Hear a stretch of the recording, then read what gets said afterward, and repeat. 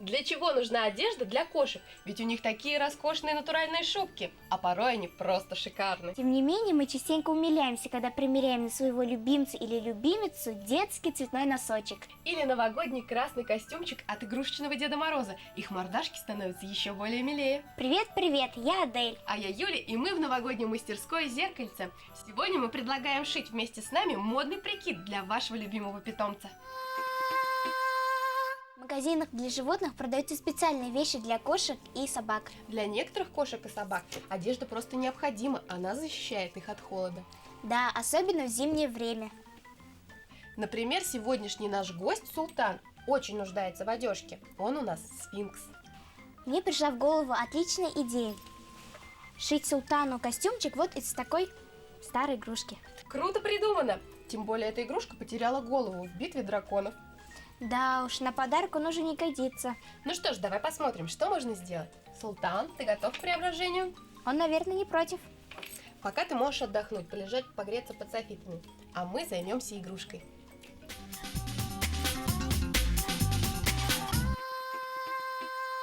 А знаете ли вы, что древние египтяне считали кошку священным животным? Богиню женской красоты и плодородия, материнства и домашнего очага Бакст они изображали в виде кошки или женщины с кошачьей головой. Кошка в те далекие времена жила почти в каждой египетской семье. Если случался пожар, то в первую очередь спасали кошку, а уже потом выносили все остальное имущество. Кошки всегда уступали дорогу на египетских улицах, а тот, кто обижал это животное, подвергался жестоким телесным наказаниям. Постепенно египетская домашняя кошка стала распространяться по всему миру. 2-3 тысячи лет назад кошек завезли в Вавилон, потом в Индию, а оттуда в Китай. Предполагается, что в Европу кошка попала в VI веке до нашей эры. На Руси домашние кошки появились позднее, в VI-VII веках, но уже нашего тысячелетия. Из головы дракончика мы уберем лишний синтепон и сделаем модный капюшончик. Также в туловище мы уберем подклад и сделаем отверстие для лапок. Про хвостик тоже не забудь. Конечно. Итак, начнем с капюшончика. Синтепон кошке точно не понравится.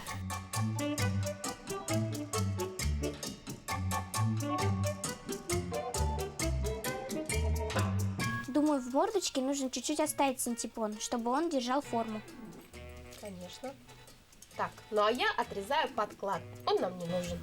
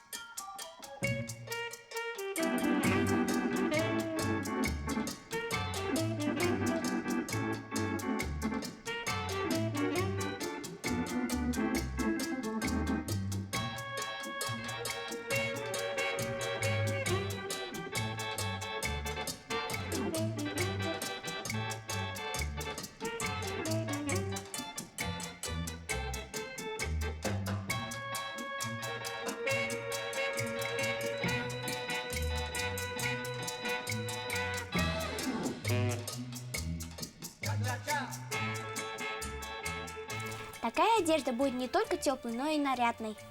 Как приятно сделать костюмчик своему любимцу своими руками. Тем более в магазинах костюмчики для животных стоят недешево. Это точно. А еще, девчонки, не забывайте, что одежда для животных должна быть не только красивой, но и удобной.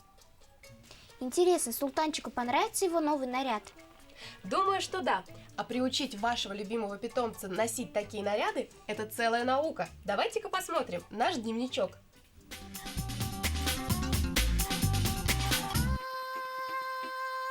Кошка сама в состоянии позаботиться о чистоте своего тела, однако для полной очистки шерсти этого бывает недостаточно. Тебе придется ежедневно вычесывать шерсть кошки. Это очень положительно сказывается на общем самочувствии животного. В ходе расчесывания состояние шерсти улучшается за счет того, что удаляются частицы грязи и мелкие паразиты, уменьшается выпадение волос. Ватными тампонами из ушей животного извлекают серу. Глаза и уши нужно ежедневно протирать чистой тканью. Купать кошек можно не раньше, чем через 4 часа после того, как они поедят. Сразу же после мытья шерсть нужно тщательно промыть теплой и чистой водой, а потом вытереть полотенцем. В этот день кошку запрещено выпускать на улицу.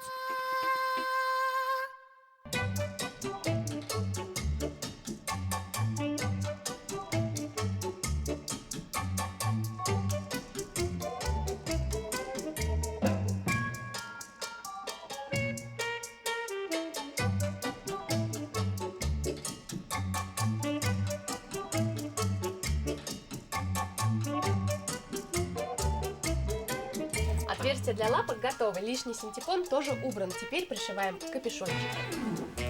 Для этого нам нужны иголки и нитки. Держи, заправляй иголку.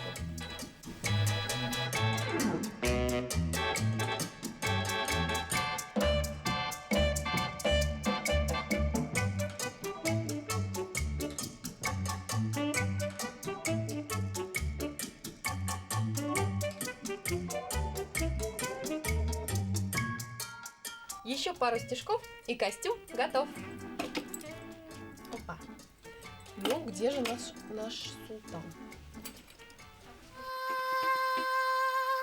Наш султан оказался модником. Думаю, ему по душе новый костюмчик. Правда, он немножко устал.